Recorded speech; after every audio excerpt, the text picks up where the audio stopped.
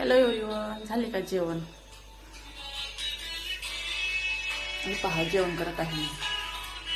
आता वाजले 12:30. सकाळपासून कामात होते, काहीच खाल्लं नाही. स्वयंपाक घेतला बनवून. आता जेवण, मसाला वांग, साधी चपाती. मला मेथीची भाजी कच्ची खूप आवडते जेवणासोबत खायला. काकडी लिंबू. साधं सिंपल जेवण आहे. झाले का जेवण?